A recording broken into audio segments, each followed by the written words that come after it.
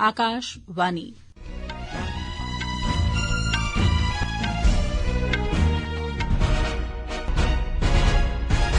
मुक्ख खबरें कन्नै में श्रुति खजूरिया।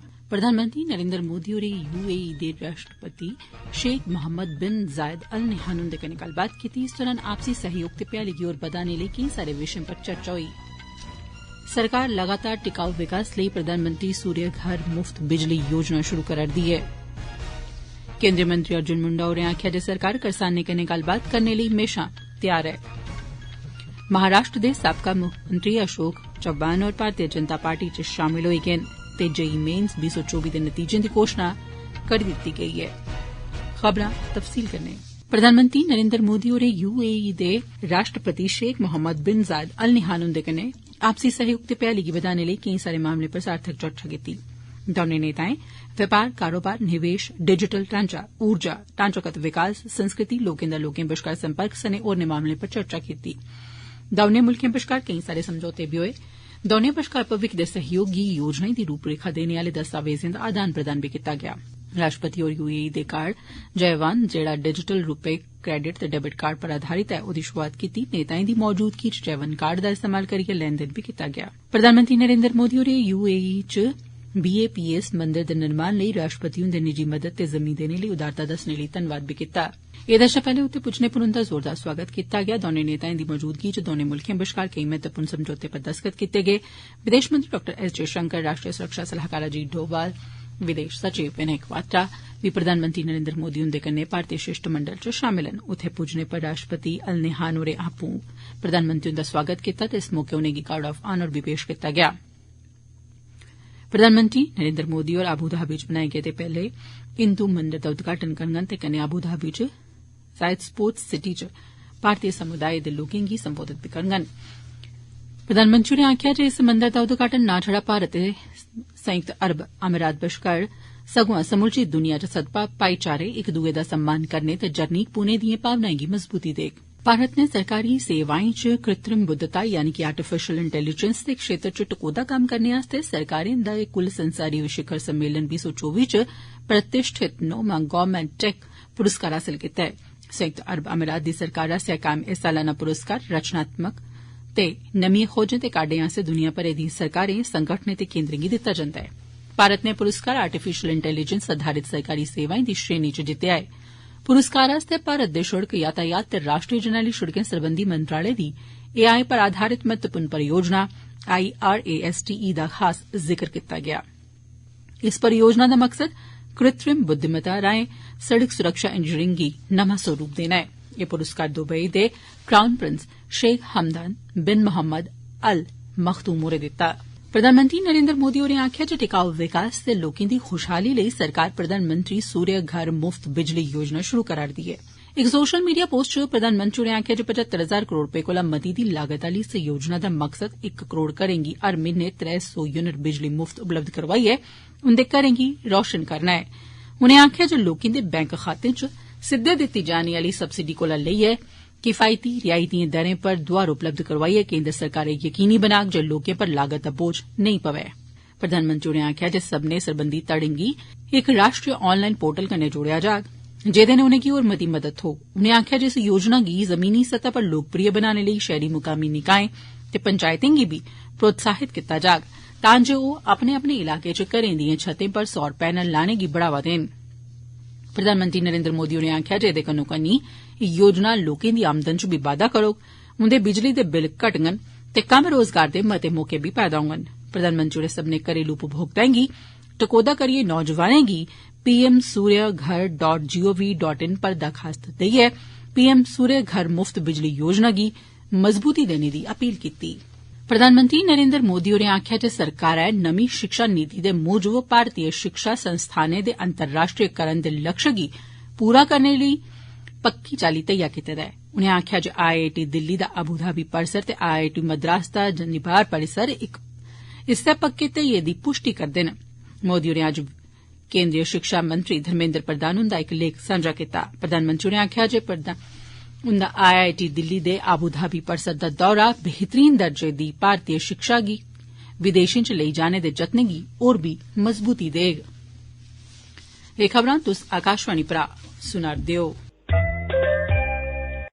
केंद्रीय कृषि मंत्री अर्जुन मुंडा होरें आखेआ जे सरकार करसानें कन्नै गल्लबात करने लेई ते उंदी समस्याएं दा हर मुमकिन हल कड्डने आस्तै म्हेशां त्यार ऐ। संवाददाताएं कन्नै गल्ल करदे होई मुंडा होरें आखेआ जे सरकार करसानें दे हक्कें दी राक्खी लेई बचने बज्झी दी ऐ। उनें इब्बी आखेआ जे करसानें दे मुद्दे राज्य सरकारें कन्नै आपूं चै जुड़े दे न ते इस करी लोड़ ऐ सांझे मंच दी जित्थै इनें मसलें दा हल होई सकै। महाराष्ट्र दे साबका मुक्खमंत्री अशोक चव्हाण होर कल कांग्रेस थमां इस्तीफा देई दित्ता हा ते इक दिन मगरा अज्ज ओ भारतीय जनता पार्टी च शामल होई गे न। इस मौके पर महाराष्ट्र दे उप मुक्खमंत्री देवेंद्र फडणवीस, महाराष्ट्र भाजपा दे प्रमुख चंद्रशेखर, मुंबई भाजपा प्रमुख आशीष शेलार सने होर दुए लोक मौजूद हे। इस मौके पर बोलदे होई अशोक चव्हाण होरें आखेआ जे एह् दिन उंदे नमें सियासी जीवन दी शुरूआत ऐ। अशोक चव्हाण होरें नांदेड़ जिले कन्नै सरबंध रखदे न। ओ नांदेड़ थमां सांसद बी रेही चुके दे न। बिहार दे मुक्खमंत्री नीतीश कुमार होरें आखेआ जे राष्ट्रीय जनतांत्रिक गठबंधन एनडीए दे सारे घटक दल औंदे लोकसभा चुनां प्रधानमंत्री नरेन्द्र मोदी हुंदी अगुवाई च लड़ङन। विधानसभा च राज्यपाल हुंदे अभिभाषण पर धन्नवाद प्रस्ताव पर चर्चा दा परता दिंदे होई नीतीश कुमार होरें आखेआ जे लोकसभा चुनां च एनडीए जोरदार जित्त हासल करोग। उनें आखेआ जे एनडीए 2025 च विधानसभा चुनां च बी 200 सीटें दा आंकड़ा पार करी लैग। उनें विश्वास मत आस्तै विधायकें दी कथित खरीद फरोख्त दी हाल दी घटनाएं बारै आखेआ जे इंदी जांच कीती जाग। कुमार होरें आखेआ जे अपराध करने आलें गी बख्शेआ नेईं जाग। राष्ट्रीय जनता दल दी निंदेआ करदे होई उनें आखेआ जे महागठबंधन सरकार च उन्नै अपनिएं वचनबद्धताएं मूजब प्रदर्शन नेईं कीता। राष्ट्रपति द्रौपदी मुर्मू होरें अपनी जन्म स्थली ओडिसा दे रायरंगपुर सोयां राष्ट्रपति भवन तगर दी अपनी यात्रा दी क्हानी केंद्रीय महिला ते बाल विकास मंत्री स्मृति ईरानी हुंदे कन्नै खास गल्लबात नई सोच नई कहानी radio journey with Smriti Irani हुंदे कन्नै अखीरी कड़ी च सांझी कीती। 1 घंटे दे इस कार्यक्रम गी राष्ट्रपति भवन च रिकार्ड कीता गेआ। इस खास कड़ी दा प्रसारण विश्व रेडियो दिवस दे मौके पर अज्ज होआ। राष्ट्रपति होरें इस कार्यक्रम च बचपन थमां लेइयै सार्वजनिक नेतृत्व तगर दे अपने केई सारे अनुभव सांझा कीते। उनें अपने स्कूल दे इक शिक्षक आसेआ अपने नांकरण कन्नै जुड़ी दी क्हानी बी सनाई। राष्ट्रपति होरें अपनी शिक्षा दीक्षा नौकरी ते राजनीतिक यात्रा दी बी गहराई कन्नै चेता कीता। उनें राष्ट्रपति दे तौर पर लोकें कन्नै मिलने जुलने दे अनुभव बी सांझे कीते। राष्ट्रपति मुर्मू होरें इस कार्यक्रम च ऐसे चेतें गी बी सांझा कीता जिसदे च उनें दस्सेआ जे साधारण जनजातीय महिला दे तौर पर उनेंगी किस चाल्ली दिएं मुश्कलें दा सामना करना पेआ ते उनें अपनी दृढ़ता समर्पण ते लगन कन्नै मुल्ख दी सेवा दे लक्ष्य गी हासल कीता। राष्ट्रपति द्रौपदी मुर्मू होरें उस ऐतिहासिक दिन गी बी चेता कीता जिसलै ओह् पैह्ली बारी नमें संसद भवन च पुज्जियां हियां। राष्ट्रपति होरें प्रधानमंत्री जनजातीय आदिवासी न्याय महाअभियान पीएम जनमंजनी योजना आस्तै सरकार प्रति आभार जताया। इस पैह्ल दा मकसद जनजातीय समुदाय दी आबादी दे उसदे च खास तौर पर कमजोर जनजातीय समूह दा कल्याण ऐ। राष्ट्रपति होरें 2047 तगर भारत गी विकसित राष्ट्र बनाने आस्तै अपने दृष्टिकोण गी बी सांझा कीता। राष्ट्रपति द्रौपदी मुर्मू होरें आखेआ जे एह् समां सदियें परानी उस आध्यात्मिकता गी चेता करने दा ऐ जेड़ी मानसिक शांति प्रदान करदी ऐ। अज्ज गुजरात दे वलसाड़ जिले दे धर्मपुर च श्रीमद रायचंद्र मिशन आसेआ आयोजित इक कार्यक्रम च राष्ट्रपति होरें आखेआ जे भारत दे कोल सद्भावना दी संस्कृति विरासत ऐ ते इस मुल्ख दी मान्यता ऐ जे पूरा विश्व इक परिवार ऐ। उनें आखेआ जे जिसलै पूरी दुनिया विस्तारवादी नीति अपना करदी ही अदूं बी भारत मानवता दी बेहतरी लेई कम्म करा करदा हा। राष्ट्रपति होरें आखेआ जे बदलदे समें कन्नै अस अपनी आध्यात्मिक विरासत थमां दूर हुंदे जा करने आं ते भौतिक सुख सुविधाएं गी महत्व देआ'रने आं। राष्ट्रपति होरें जैन संतें ते जैन धर्म दे योगदान दी बी सराहना कीती। एह् खबरां तुस आकाशवाणी परा सुना'रदे ओ। जेई मेन्स 2024 दे नतीजे जारी करी दित्ते गे न। जेई मेन्स च हिस्सा लैने आले मेदवार अपने नतीजें गी अधिकारिक वैबसाइट jemains.nta.ac.in पर दिक्खी सकदे न।